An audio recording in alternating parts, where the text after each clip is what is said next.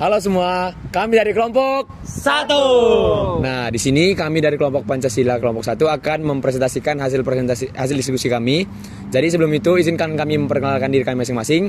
Perkenalkan, nama saya Ega Suraginata Tepu dengan NIM 114240063. Saya Juan Sausan Konspirasi dengan NIM 114240047. Saya Faribil Fadli Akbar dengan NIM 114240079. Saya Kaliana Madraziza dengan NIM 114240061. Saya Faikar Novanadi dengan NIM 114240060. Saya Muhammad Zaid dengan NIM 114240054. Saya Amalia Putri Lavinar dengan NIM 114240062. Dan saya Muhammad Al-Fatahillah dengan NIM 114240055. Halo semuanya, perkenalkan nama saya Ega Suraginata Tepu dengan NIM 114240063. Nah, di sini saya akan memaparkan materi mengenai Pancasila dalam arus sejarah bangsa Indonesia. Nah, seperti yang kita ketahui, masyarakat pada umumnya itu mengetahui bahwa Pancasila ini lahir dari masa penjajahan di Indonesia. Ternyata Pancasila ini sudah ada sejak jauh sebelum masa penjajahan di Indonesia. Saat itu, Indonesia masih berbentuk kerajaan-kerajaan kecil yang disatukan oleh Gajah Mada, membentuk suatu kerajaan besar yang mencapai puncak kejayaannya. Nah, pada masa kerajaan tersebut, ternyata masyarakat-masyarakatnya memiliki nilai-nilai yang terkandung dalam kehidupan masyarakatnya, yaitu seperti berketuhanan, gotong royong, musyawarah, dan nilai-nilai lainnya. Nah, nilai-nilai yang terkandung dalam masyarakat inilah yang nantinya akan menjadi modal sebagai perumusan Pancasila pada masa penjajahan. Nah, pada masa penjajahan Indonesia, masyarakat Indonesia ini mengalami yang dinamakan dengan masa kritis, di mana bangsa Indonesia ini mengalami pedih yang sangat mendalam akibat dijajah oleh bangsa asing. Nah, pada saat itu muncullah Perhimpunan Indonesia, di mana Perhimpunan Indonesia ini merupakan organisasi yang dibentuk oleh mahasiswa Indonesia yang menempuh pendidikan di Belanda. Nah, dari Perhimpunan Indonesia ini muncullah rasa nasionalisme, yaitu rasa untuk merenggut kemerdekaan Indonesia dari para penjajah. Nah, setelah itu lahirlah Sumpah Pemuda pada 28 Oktober 1928. Nah, Sumpah Pemuda ini menjadi bukti bahwa para pemuda-pemudi Indonesia masih memiliki semangat juang untuk merebut kemerdekaan Indonesia. Nah, kemudian terbentuklah BPUPKI. BPUPKI ini dibentuk oleh Jepang sendiri sebagai organisasi yang ada di Indonesia yang bertujuan untuk merancang kemerdekaan Indonesia. Nah, BPUPKI ini mengadakan rapat sebanyak 3 kali sebenarnya, tapi yang kita kulik di sini hanya 2 kali. Sidang pertama berlangsung pada 29 Mei sampai 1 Juni. Nah, di sidang pertama ini membahas tentang rancangan dasar negara. Nah, disinilah peran para tokoh pendiri bangsa Indonesia. Nah, di sini terdapat 3 tokoh yang merumuskan rancangan dasar negaranya. Yang pertama adalah Muhammad Yamin, Dr. Supomo, dan Insinyur Soekarno. Masing-masing para pendiri tokoh ini mengusulkan rancangannya mengenai rumusan dasar negara. Yang perlu kita lihat di sini adalah Soekarno. Soekarno ini memberikan rancangannya yang diberi nama Pancasila. Sebenarnya Pancasila ini diusulkan namanya oleh sahabatnya sendiri, yaitu Muhammad Yamin. Nah, Pancasila ini berasal dari bahasa Sanskerta, yaitu Panca dan Sila. Panca berarti 5, Sila berarti asas. Nah, selain itu Soekarno mempunyai cadangan, yaitu Trisila dan Ekasila jika Pancasila tidak disukai oleh masyarakat Indonesia. Nah, kemudian pada tanggal 10 sampai 16 Juli berlangsunglah sidang kedua BPUPKI. Di sana lahirlah Piagam Jakarta sebagai naskah pertama bangsa Indonesia untuk sebelum memproklamasikan kemerdekaannya. Nah, Piagam Jakarta ini kemudian berubah nama menjadi Pembukaan Undang-Undang Dasar 1945, yang dimana pada alinea keempat pembukaan undang-undang ini terdapat rumusan-rumusan Pancasila yang sudah ada pada sidang sebelumnya dan dirancangkan oleh Insinyur Soekarno.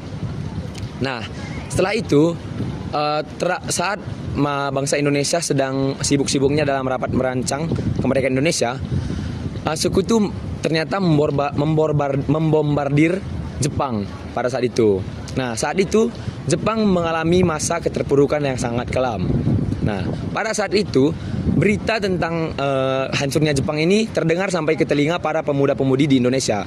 Nah, tidak ingin melewatkan kesempatan, para pemuda-pemudi Indonesia ini mendesak untuk tokoh-tokoh terkemuka untuk memproklamasikan kemerdekaan.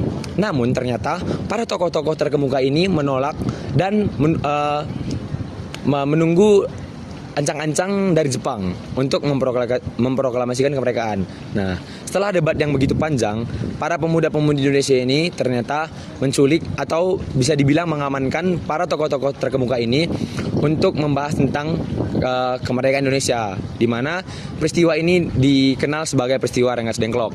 Nah, pada saat peristiwa Rengas Dengklok ini, para pemuda-pemudi dan tokoh terkemuka mengadakan rapat dan menyusun teks proklamasi sebagai awal dari menuju proklamasi di Indonesia. Nah, teks proklamasi ini sebenarnya sudah mengalami beberapa kali revisi. Dan pada akhirnya teks proklamasi ini disetujui dan ditandatangani oleh Insinyur Soekarno dan Muhammad Hatta mewakili para bangsa Indonesia. Nah, kemudian pada tanggal 17 Agustus 1945 pada akhirnya Insinyur Soekarno membacakan teks proklamasi, dan pada saat itulah kemerdekaan Indonesia resmi dinyatakan, dan di sanalah lahirnya Pancasila sebagai dari bentuk perjuangan dari bangsa Indonesia.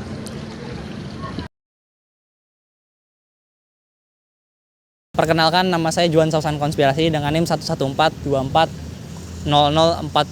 Nah, kali ini saya akan membahas tentang alasan diperlukannya Pancasila dalam kajian sejarah bangsa Indonesia. Yang pertama, Pancasila sebagai identitas bangsa Indonesia.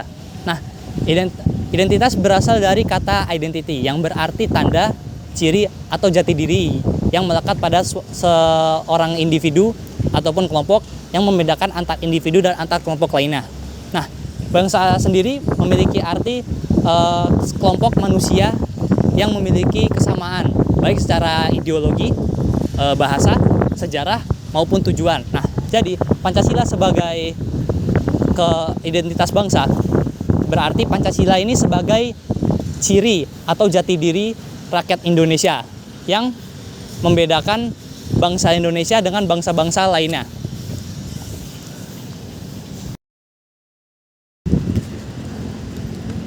Oke, yang kedua, saya akan membahas Pancasila sebagai kepribadian bangsa Indonesia. Nah, secara etimologi, kepribadian berasal dari kata pribadi, yang berarti manusia secara perseorangan yang memiliki sifat-sifat dan wataknya tersendiri.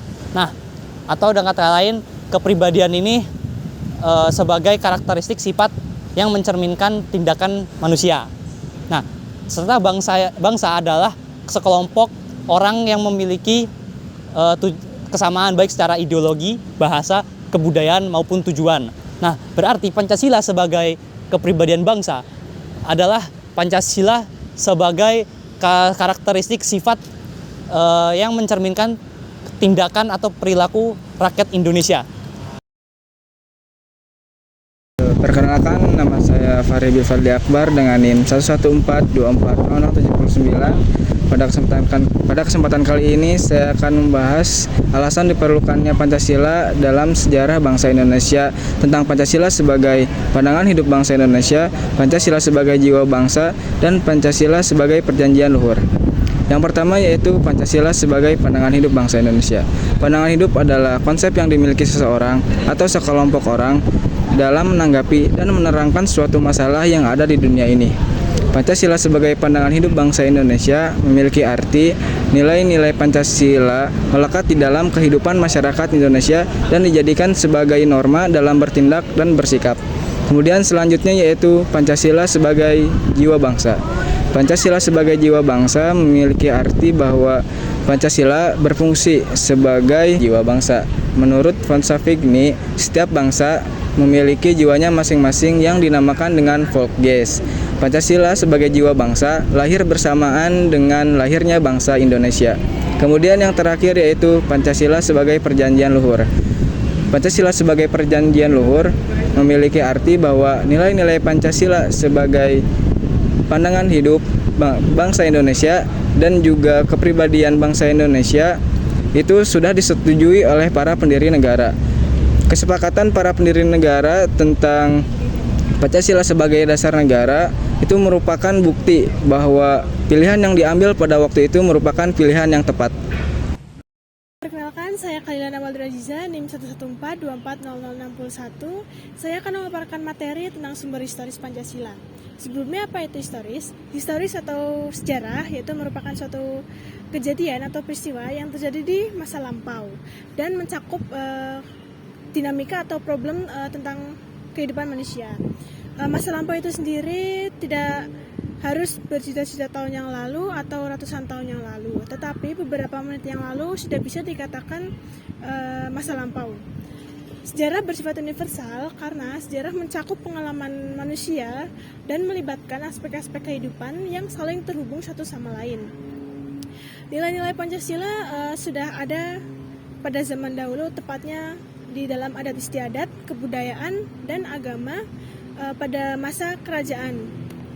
Nilai-nilai tersebut terdapat dalam sila-sila Pancasila. Contohnya, sila pertama itu terdapat nilai ketuhanan, sila kedua terdapat nilai kemanusiaan, sila ketiga terdapat nilai persatuan, yang sila keempat terdapat nilai kerakyatan, dan yang sila kelima terdapat nilai keadilan. Salah satu contohnya yaitu pada sila pertama, nilai ketuhanan. Pada zaman dahulu belum ada tentang agama-agama, tetapi mereka sudah mempercayai keberadaan Tuhan. Hanya saja cara pemujaan atau cara penyampaiannya itu yang berbeda. Yang dimana nanti nilai-nilai tersebut mengalami suatu perkembangan. Oleh karena itu, Pancasila merupakan hasil pemikiran para tokoh pendiri bangsa yang biasa disebut The Founding Fathers, yang dimana mereka sudah menggali nilai-nilai dasar Pancasila untuk merumuskan sebuah dasar negara untuk bangsa Indonesia. Perkenalkan, nama saya Faikar Novanadi dengan NIM 114240060. Di sini saya akan menjelaskan tentang sumber sosiologi Pancasila dalam kajian sejarah bangsa. Nah, sosiologi sendiri secara etimologi berasal dari dua kata, yaitu sosius yang artinya kawan, teman, ataupun masyarakat, dan logos yang artinya ilmu ataupun kajian. Nah, bisa ditarik kesimpulan bahwa sosiologi ini memiliki arti yaitu ilmu tentang hubungan masyarakat ataupun kajian mengenai hubungan antar individu dalam masyarakat. Nah, sumber sosiologi Pancasila itu berbeda dengan bangsa-bangsa lain. Nah, sumber sosiologi Pancasila ini diambil dari kehidupan bangsa Indonesia itu sendiri sebelum masa penjajahan. Nah, di mana bangsa Indonesia itu sendiri mendasari tentang pandangan hidup berbangsa dan bernegara itu dari asas kultural yang sudah melekat di bangsa Indonesia itu sendiri. Nah, nilai-nilai kenegaraan, kemasyarakatan itu sudah menjadi suatu hal yang seperti ciri khas dari bangsa Indonesia itu sendiri. Nah, Pancasila itu bukan hanya hasil konseptual dari satu orang individu saja, tetapi Pancasila ini merupakan hasil karya bangsa Indonesia yang dimana Bung Karno sebagai penggali Pancasila ini menyatakan bahwa nilai-nilai yang ada dalam Pancasila ini digali di bumi Ibu Pertiwi, yang artinya nilai-nilai yang ada di dalam Pancasila ini diambil dari kehidupan sosiologis yang ada pada bangsa Indonesia, lalu ia kembangkan dan jadilah nilai-nilai yang ada di Pancasila ini. Nah,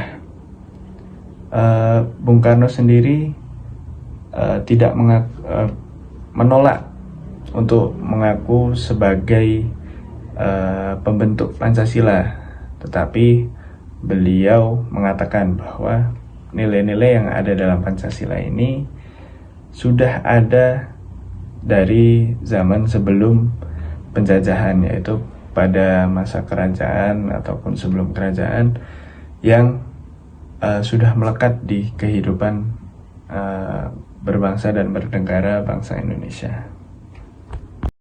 Oke, perkenalkan, Saya Muhammad Zaid, NIM 11424054054 akan membahas sistem politis tentang Pancasila dalam kajian sejarah bangsa Indonesia. Nah, sistem politis tentang Pancasila adalah pandangan politik yang melandasi Pancasila dalam sebagai sistem filsafat, yaitu dasar negara dan ideologi negara. Nah, ideologi Pancasila merupakan ideologi yang istimewa. Kenapa dikatakan istimewa? Karena ideologi Pancasila ialah ideologi yang bersifat terbuka. Nah, maksud dari ideologi terbuka yaitu ideologi yang tidak kaku, tidak dogmatis, tidak absolut, dan tidak inklusif, tetapi yang fleksibel, inklusif, responsif, dan adaptif terhadap perkembangan zaman. Nah, sebagai ideologi terbuka, Pancasila memiliki unsur-unsur pokok. Nah, apa saja unsur-unsur pokok itu? Unsur pokok itu yang pertama yaitu logos. Logos artinya logika. Maksudnya logika yang kuat dan konsisten dalam merumuskan sistem filsafat bangsa Indonesia. Yang kedua ada patos. Patos yaitu emosi.